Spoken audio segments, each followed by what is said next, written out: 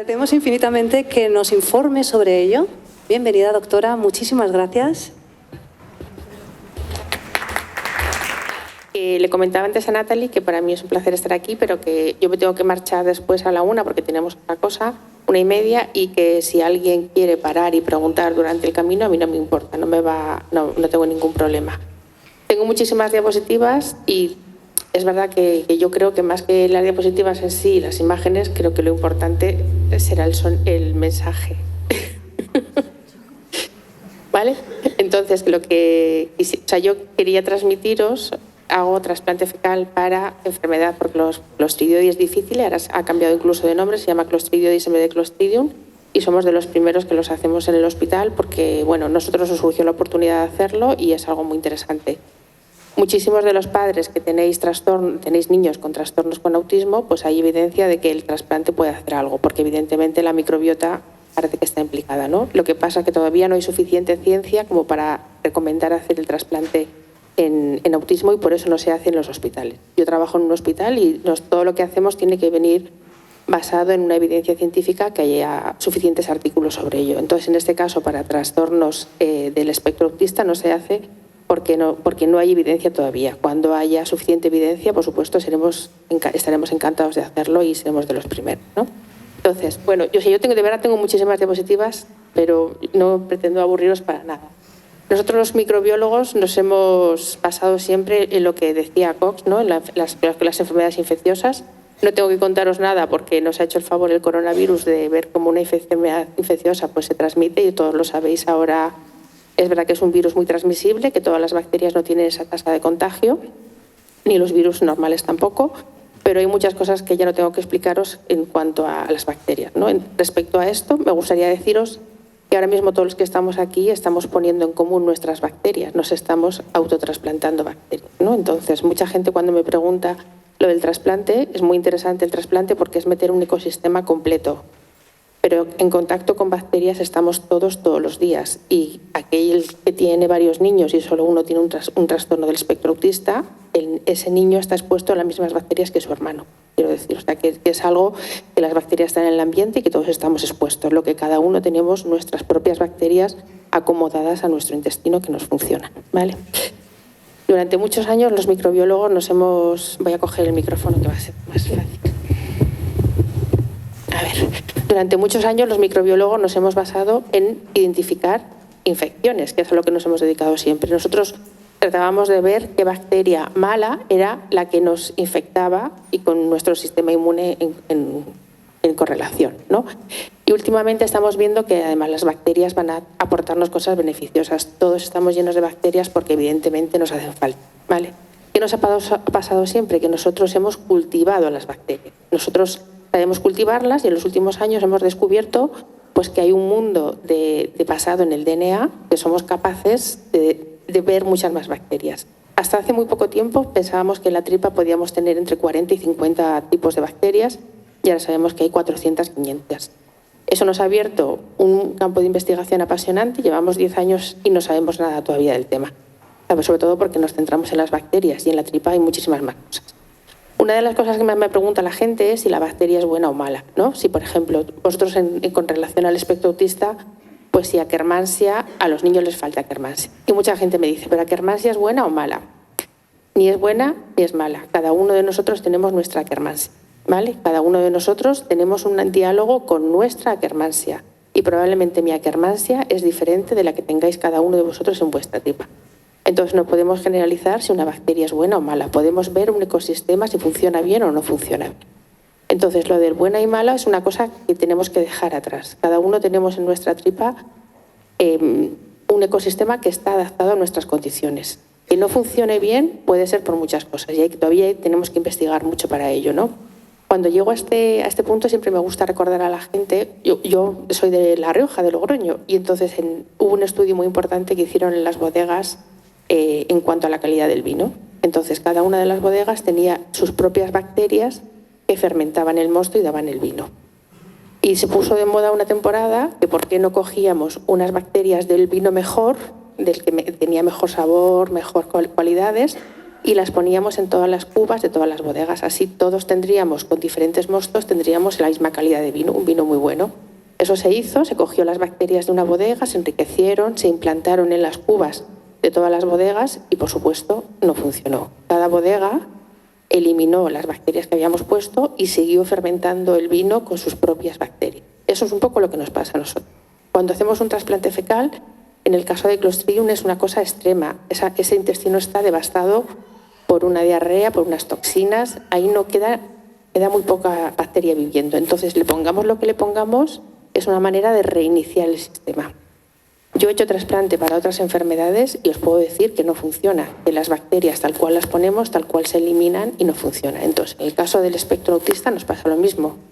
Si pusiéramos un trasplante fecal de un niño que no tuviera trastorno autista, probablemente esas bacterias el niño las cagaría, se eliminarían y no agarrarían dentro del intestino. O sea, lo que nos interesa ahora es que agarren, ¿no? Para que aquello cambie de alguna manera.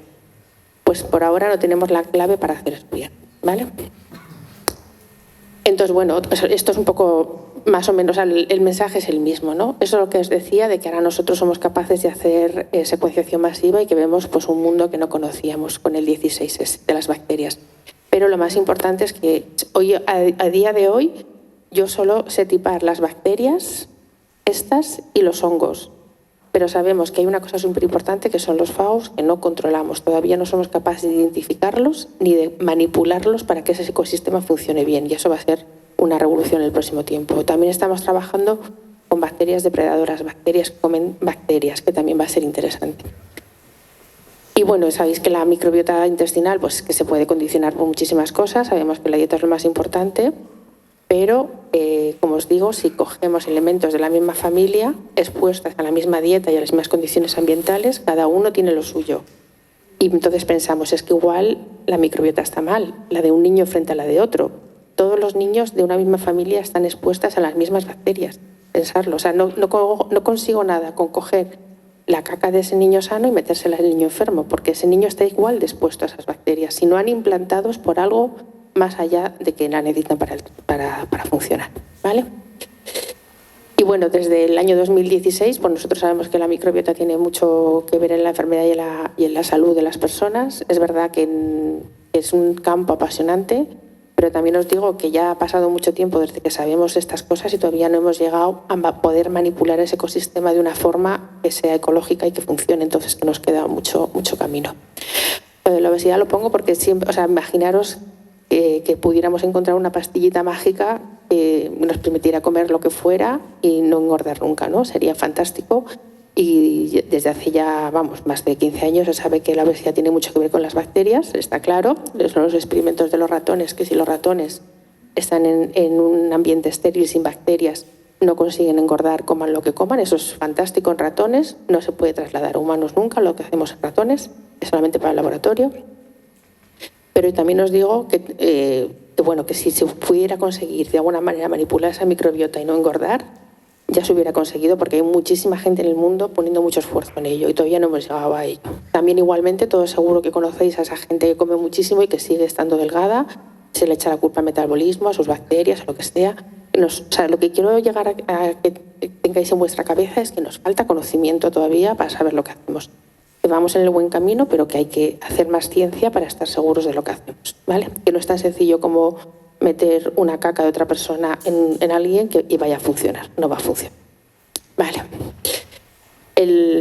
No tengo nada que contaros porque seguro que cualquiera de vosotros sabéis más que yo de este tema, del eje cerebro-intestino, está muy conectado, pero igual que pensamos, o sea, siempre nos es muy fácil echarle la culpa a la tripa de nuestros problemas en el cerebro, pero también es bidireccional.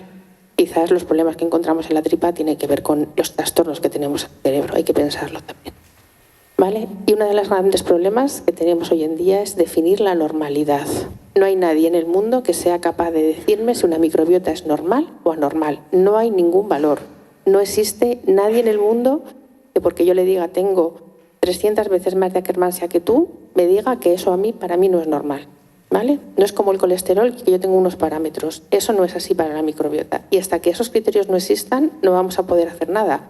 Porque lo primero tendríamos que definir qué es lo normal y segundo pasar a ver cómo arreglábamos lo que no fuera normal. ¿Vale? Yo me he encontrado gente sana que cogemos como controles que cuando la analizas piensas que es aberrante, o sea, que está enferma, y no, es el sano. Y el obeso, por ejemplo, los obesos mórbidos, hicimos trabajo con obesidad mórbida, obesos mórbidos con una microbiota de libro de persona delgada. O sea, no está tan claro dónde está la barrera, ¿vale? Solo podemos decir para cada persona lo que hay. Bueno, la individualización, pues por supuesto ya se ha dicho antes que es necesario individualizar, que cada paciente hay que mirarlo de forma diferente, pero bueno, eso nos falta todavía mucho. Y otra de las cosas muy importantes es que no sabemos si los trastornos de nuestra microbiota son causa o consecuencia. Si yo individualizo lo que es el trastorno del cerebro y el trastorno del intestino, yo quiero saber qué es primero, dónde empieza el trastorno, porque igual lo que estoy viendo en el intestino es la consecuencia de lo que hay en el cerebro. Eso no lo tenemos nada claro, ¿vale? La comunicación es en los dos sentidos. Bueno, nos encontramos de repente con que la caca tiene su valor, no como caca en sí, sino como ecosistema de microorganismos, ¿vale? Sí que nos encontramos porque nos aporta una salud, está claro. Y entonces empezamos a hacer trasplante de materia fecal, que realmente no es un trasplante porque no es un órgano sólido, sino que es una transferencia de microbiota fecal, lo que hacemos de un paciente a otro, ¿vale? Cogemos la caca, la tratamos para coger todas sus bacterias, el ecosistema, y se la introducimos al paciente. Yo solo lo hago para Clostridium de forma sistemática, asistencial en el hospital. Después tenemos proyectos de investigación en varias cosas, pero que son proyectos de investigación en los que puede salir bien, puede salir mal. No lo tenemos nada claro. Ya os digo que con colitis, por ejemplo, salió mal. Lo dejamos porque no salió. Lo intentamos, pero no salió bien, ¿vale? Lo que es la transferencia de heces se conoce desde hace muchísimo tiempo y bueno, los primeros que documentan que se puede hacer esto son los chinos en el siglo IV a.C., que cuando a la gente se le muere de la diarrea bestial que produce Clostridium, lo que hacen es coger caca, batirla y dársela a beber a otra persona y así se curan. Es verdad que yo cuando voy contando estas charlas por ahí, muchísima gente se ha acercado a mí para decirme que eso pasa. O sea, yo soy de pueblo pequeño y pasa en los pueblos. La gente cuando tiene diarrea y no tiene nada que hacer, lo que dan es o caca de animales o caca de otra persona con agua y te curas de la diarrea. Es verdad que ahora todos estáis pensando beberse la caca, pero es que estáis entre me muero, no me muero. O sea, no es tan sencillo como voy a elegir lo que hay para comer hoy. O sea, es algo bastante complicado cuando tienes una diarrea por Clostridium difficile. Realmente estás al borde de la muerte, no es tan fácil. O sea, no es que te den de comer caca, es que te comerías lo que fuera.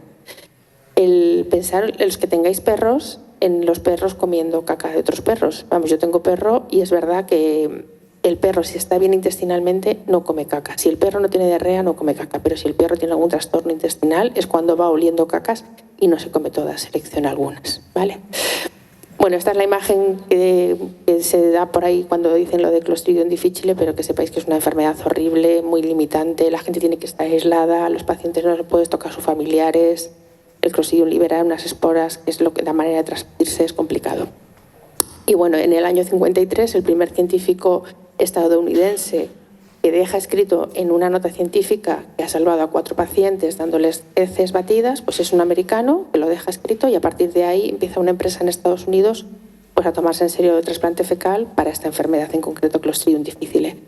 Es pues eso, cuando la bacteria llega al intestino con un montón de bacterias, de repente empieza a producir toxinas, son de 15 a 20 deposiciones al día, y al final la gente pues acaba muriendo deshidratada de la diarrea, ¿no? Entonces lo que hacemos con el trasplante es volver a repoblar de bacterias y de microorganismos ese colon completamente devastado.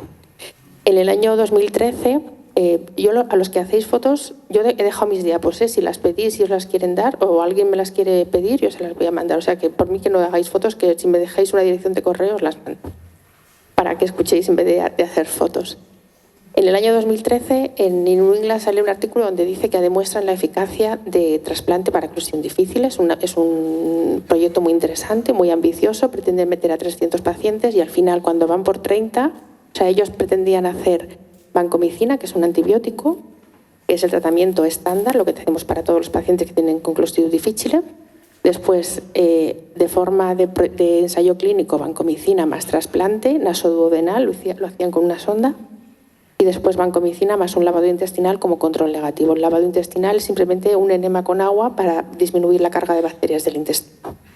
Estos holandeses pretendían reclutar a 300 personas y cuando fueron por 30 lo pararon porque pensaron que no era ético seguir adelante y necesitaban comunicar los resultados. Los resultados eran como veis, espectaculares. Los que hicieron vancomicina, que era el estándar, se curaban el 30%, con solo 13 pacientes incluidos. Los que hacían vancomicina más el lavado se curaban el 23%, o sea, el lavado disminuía la eficacia de la vancomicina. Y los que hicieron trasplante, pues en el primer trasplante se curaron el 80% y con un segundo retrasplante llegaron a cifras del 90%. Claro, la diferencia es que si te estás muriendo y aquí curan el 90% y aquí curan el 30%, la diferencia es abismal. Como os digo, con solo estos pocos pacientes lo comunicaron y a partir de ahí, este es el año 2013, a finales de 2013, pues en el año 2015 todas las guías de gastroenterología incluían el trasplante fecal como terapia para clostridium difficile. Nosotros empezamos a hacerlo en el hospital en 2015, nos ha ido fenomenal, lo hemos hecho en vez de por sonda nasoduodenal por colonoscopia y ahora lo estamos haciendo con pastillas en cápsulas. Cogemos las heces, sacamos las bacterias, las liofilizamos, o sea, las ponemos, dejamos en polvo, las metemos en cápsulas y el paciente se las toma y funciona fenomenal. Y eso es lo que estamos haciendo.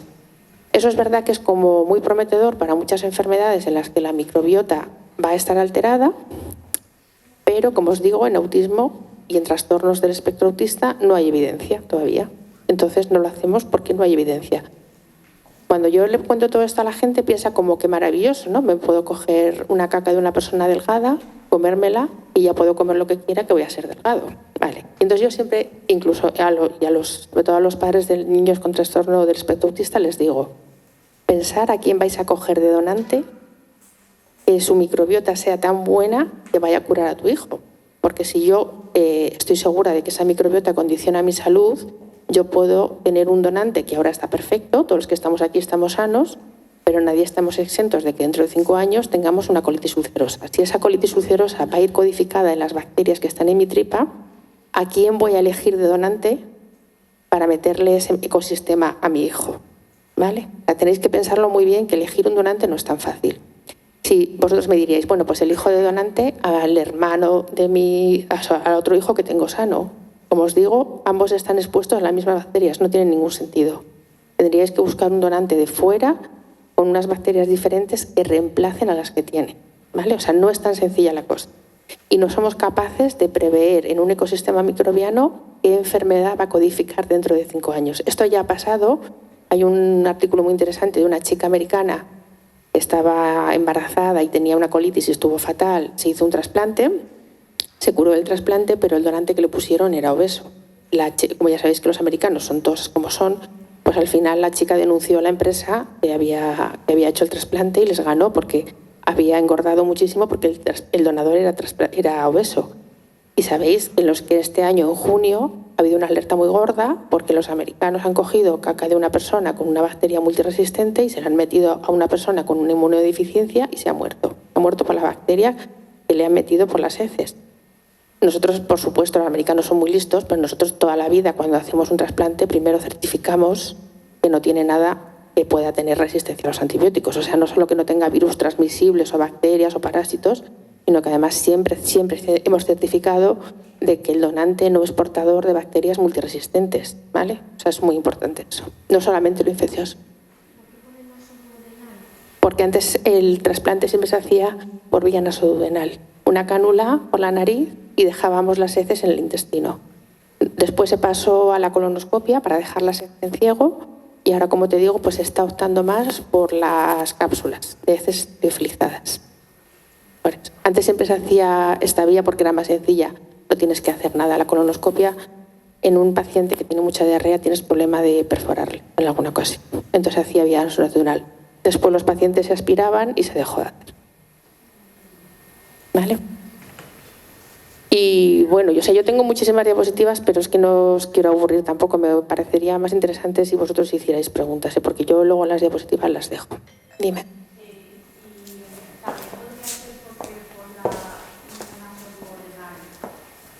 Yo lo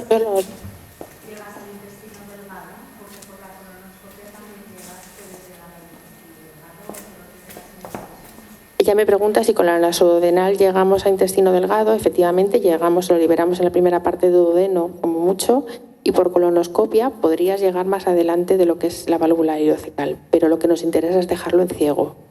cuando hacemos trasplante para Clostridium difficile, la enfermedad está en intestino grueso, no en intestino delgado, ¿vale? Podríamos llegar, o sea, lo que hacemos ahora es con unas cápsulas que se disuelven, podemos elegir dónde se disuelvan, que pasen en el estómago y se disuelvan en el intestino delgado, que se disuelvan en el intestino grueso, o sea que podríamos modificar la microbiota del intestino delgado igual, podríamos hacerlo. Perdón un segundito, voy a acercar el micrófono porque como estamos grabando, las preguntas que están haciendo vale. no quedan, entonces la respuesta está un poco en el aire. ¿Quién había lanzado? Perdón. No, que lo que comentas de esas cápsulas dependerá del recubrimiento que tenga, ¿no? Eso es, depende del recubrimiento, podemos elegir dónde liberan. Vale, gracias. Hola. En el caso del trasplante de heces con relación al autismo, ¿qué tiene que pasar para que haya evidencia? ¿Qué tiene que pasar? Pues tiene que pasar que, pues lo mismo que este estudio, o sea, que científicamente se hace de manera de ensayo clínico, que significa que a un paciente le haces trasplante, a otro paciente le haces un placebo que sea exactamente igual, ni el médico ni el paciente sabe qué está tomando cada uno, y cuando lleguen los resultados, que veas que los resultados son concluyentes. Ese estudio ya está publicado porque hay varios estudios ya que lo dicen. Lo que pasa yo realmente ahora cuando hago trasplante ni siquiera sé lo que estoy haciendo. Es que ni siquiera, yo meto una caca completa, una microbiota completa, pero no sé lo que hago. Y en el caso del autismo, hay evidencia, pero no es tan sólida como la de Clostridium. La de Clostridium es que pasas de morirte a vivir.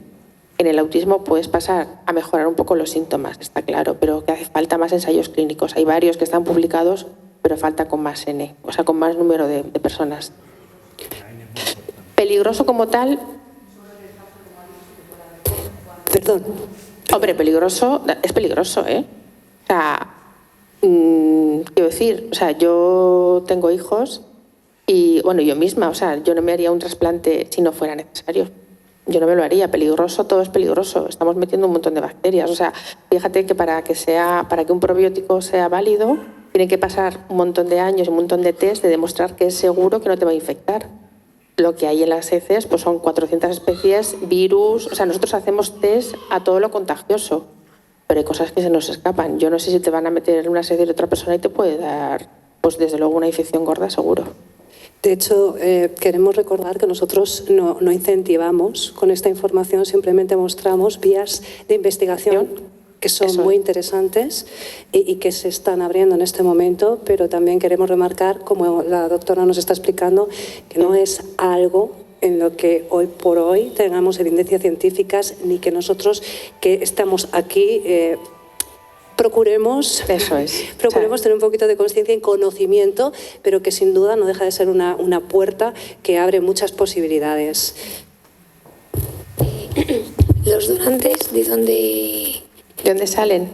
Pues en el caso de Clostridium difficile siempre buscamos entre la familia, porque lo que tratamos es de recuperar el ecosistema que antes tenía y, como os decía, una misma familia comparte generalmente bacterias.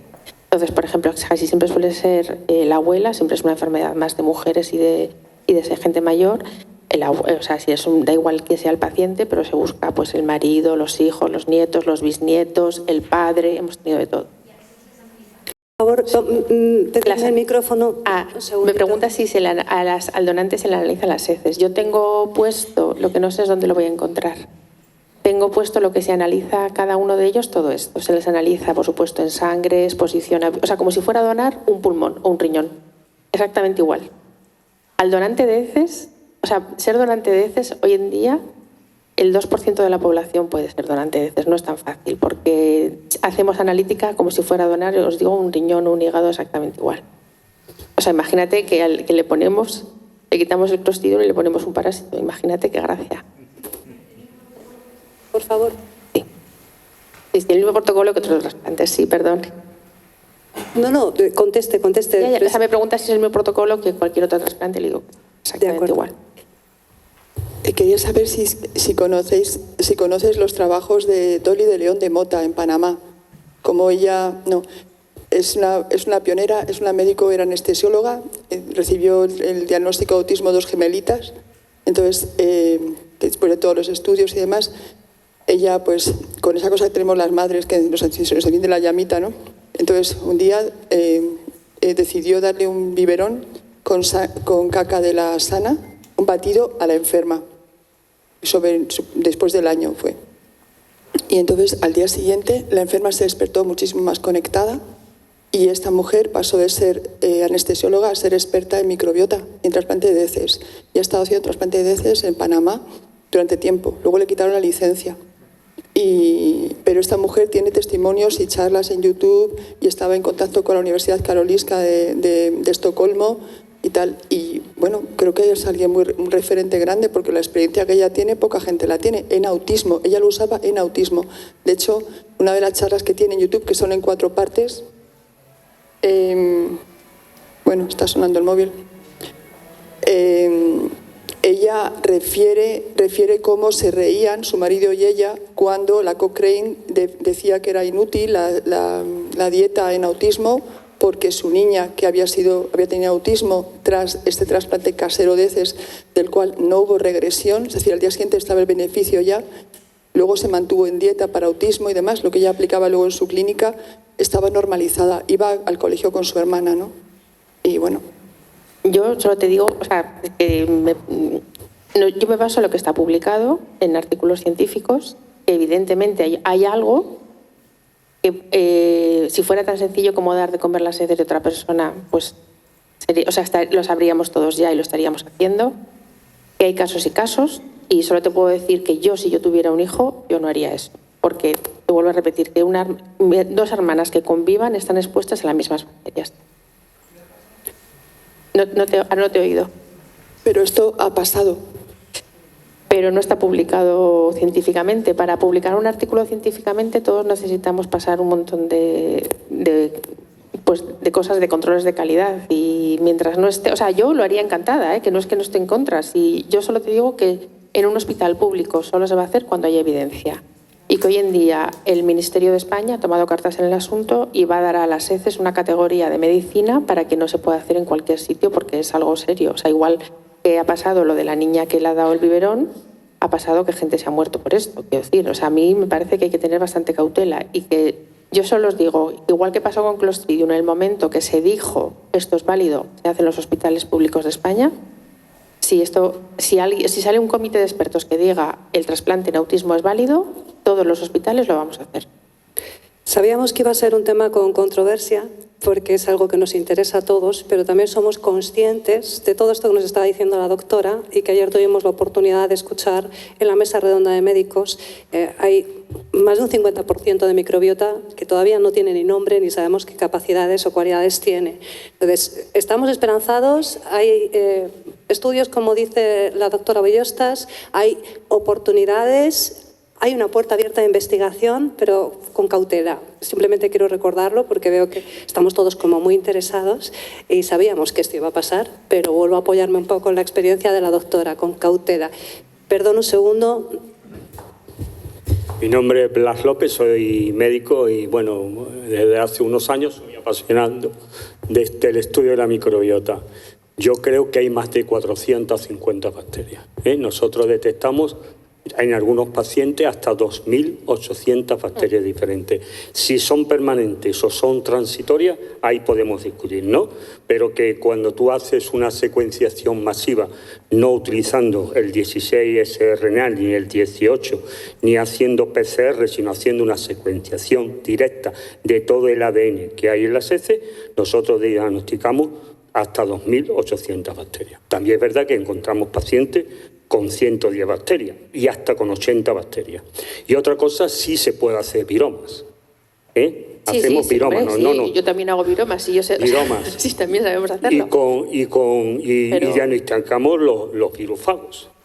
Y muchos. Nosotros ya tenemos una base de datos de 6.000 viromas.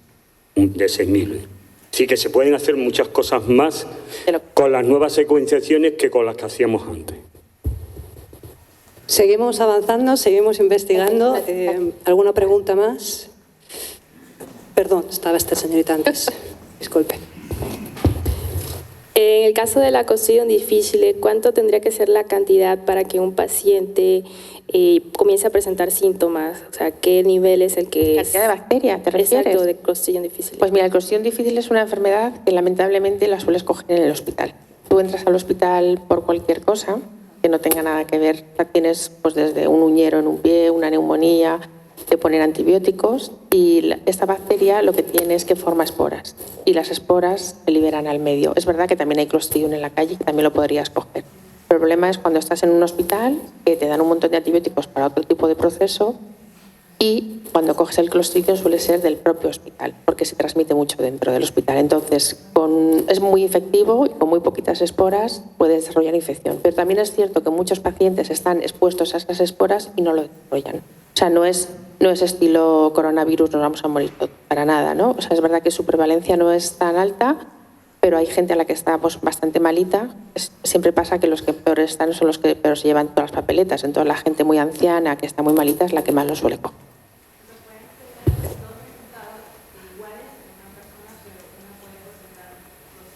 Y otra no. Sí, de hecho, la mayoría de las personas que están infectadas por Clostridium difficile pueden llevarlo en su tripa, no pasa nada, asintomáticos.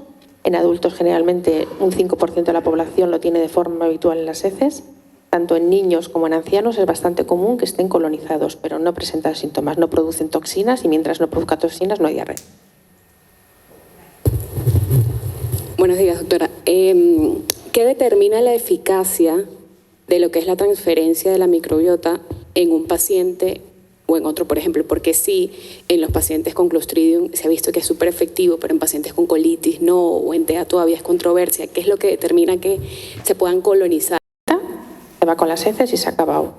Tú diariamente con la comida comes un montón de bacterias y todas llegan a tu intestino, se encuentran con las que tú tienes en la tripa y esas las rechazan y se va y se ha acabado, ¿sabes? Pero conseguir que se implanten es lo que no sabemos hacer todavía bien. Por eso no acaba de funcionar en diferentes enfermedades.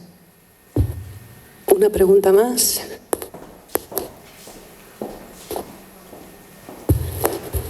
Hola, muchas gracias. Soy Carlos Rodríguez Jiménez, endocrino. Quería saber esa antigua técnica y tan controvertida como es la hidroterapia de colon, ¿qué papel puede jugar en este momento? Pues es una técnica que la hidroterapia de colon consiste en meterse agua a presión por el ano, o sea, como hacer un enema completo de colon para vaciar.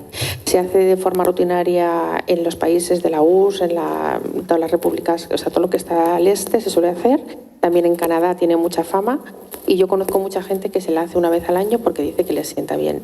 A nivel microbiológico creemos que no tiene ningún papel porque tú vuelves a recuperar la microbiota completamente después. O sea, es verdad que yo conozco mucha gente que dice que se ha sentido muy bien, pero microbiológicamente no tiene ningún sentido. Tú barres todas las bacterias, dentro de las vellosidades abajo se suelen quedar las bacterias, el apéndice vuelve a repoblar otra vez todo el colon, o sea que no tiene mucho sentido. Pero a nivel microbiológico yo no puedo opinar más.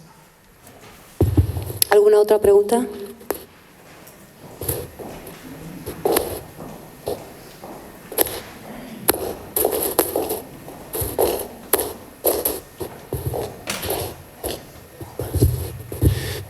Hola, buenas. Es por un ejemplo que ha puesto antes sobre el trasplante fecal.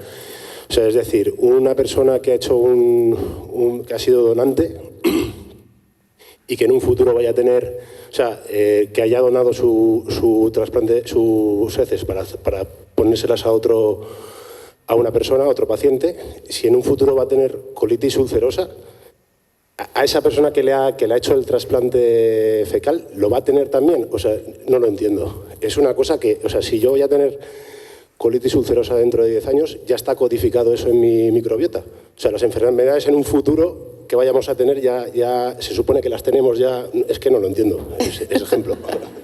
Te advierto que nosotros tampoco, lo intentamos entender, pero tampoco. Hombre, lo que te quería explicar ahí es que si tú admites el autismo, mucha de la capa del autismo consiste en las bacterias que tiene un intestino, esto es trasladable a todas las enfermedades. O sea, es verdad que si yo cojo a 100 personas con colitis ulcerosa y a 100 personas que no la tengan y miro su microbiota, encuentro diferencias significativas, ¿vale?